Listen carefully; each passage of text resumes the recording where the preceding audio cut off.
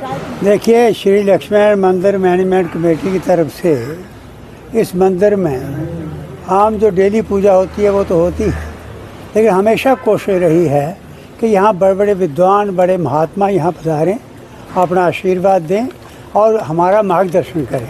और बहुत बड़े बड़े यहाँ फंक्शन होते रहते हैं।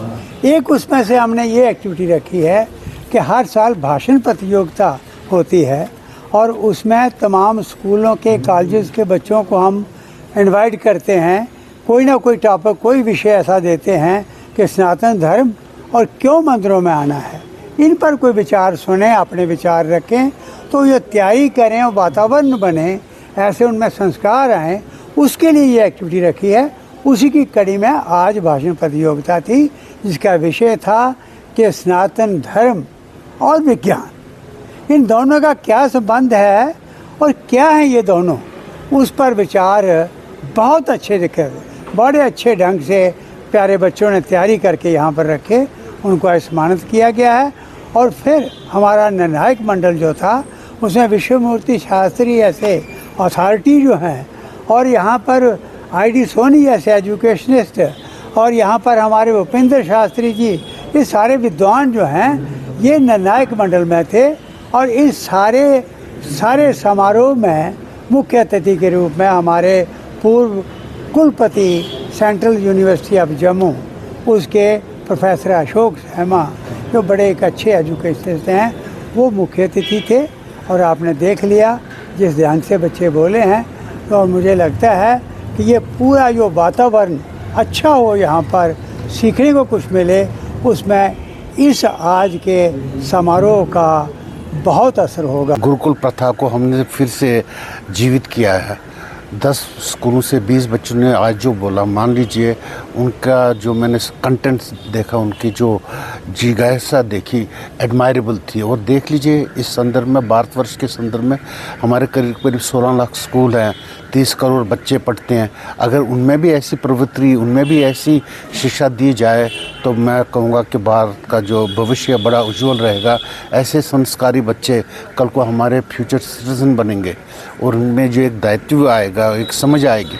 ये इट वाज ऑलमोस्ट, जो हम कह रहे हैं, एंशिएंट विजडम को रिडिस्कवर, जो है आज प्लेटफॉर्म मिला है इनको, it was to rediscover our ancient wisdom. और उसका जो योगदान आज देख रहे हैं आप, भारतवर्ष का जो ग्लोबल लेवल पे है, 40% से हम अब बीच में नीचे चले गए। अब फिर इस साल 15% का हमारा ग्लोबल कंट्रीब्यूशन है।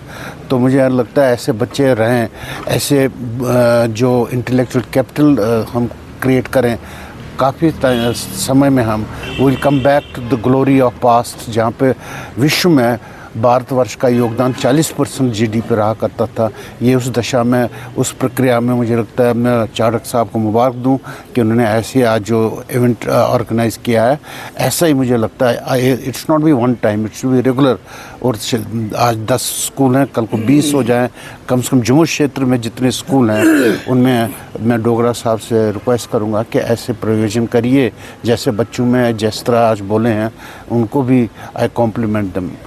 और बच्चों ने बहुत अच्छे तरीके से भाग लिया, बच्चे बहुत अच्छे तैयार होकर के आए थे। मैंने केवल बच्चों से ये कहा कि बहुत से बच्चों ने यहाँ पर कंठस्थ करके बिल्कुल जवानी उसको भली प्रकार से बोला, कुछ बच्चों ने देख करके भी बोला। तो मैं जो देख करके बोले हैं उनका भी उत्साह हमें मानना चाहिए, क्योंकि मंच पर आना, मंच पर आकर के बोलना, ये बहुत बड़ी बात है। लेकिन उन बच्चों के प्रति गूगल की तरफ मत जाइए कि गूगल में जो कुछ है, हम किसी से पूछेंगे कोई बात तो गूगल बतलाएगा, इंटरनेट बतलाएगा। हम अपने दिमाग में सब प्रकार की बातों को रखें, चाहे वो कोई भी किसी प्रकार का ज्ञान है वो। क्योंकि मैं आपसे यही कहूँगा कि हम आज तक यदि कोई किसी प्रकार की हमारे सामने बात आती है तो हम गूगल की तरफ, इंटरनेट की तरफ नहीं जाते हैं। हम अपने दिमाग में, चाहे वो किसी भी प्रकार का वेद का है, ब्राह्मण आरण्यक ग्रंथ, या लिटरेचर का है, साहित्य का है, ज्योतिष का है, उसको हम अपने दिमाग से ही प्रस्तुत करते हैं, जो याद किया हुआ है। बच्चों से हमने ये निवेदन किया है कि भली प्रकार से आपने बहुत बड़ा उत्साह बतलाया इस कार्यक्रम में आकर के, लेकिन आगे के लिए भी आप बड़ी प्रकार से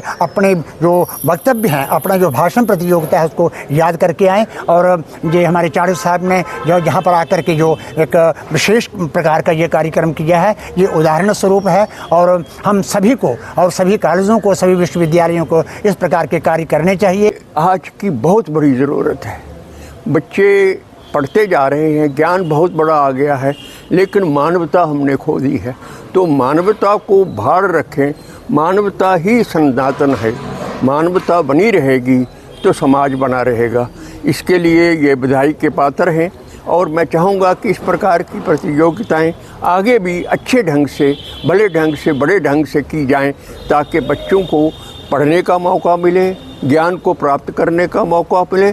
और शिक्षा का जो उद्देश्य है वो यही है कि वन शुड एक्सप्रेस हिमसेल्फ, वो अपने आप के अंदर के विचारों को दूसरों तक पहुंचाए। ये मौका मिलता है बच्चों को, उनकी झिझक दूर होती है। सबसे बड़ी शिक्षा यही है। बहुत बहुत धन्यवाद।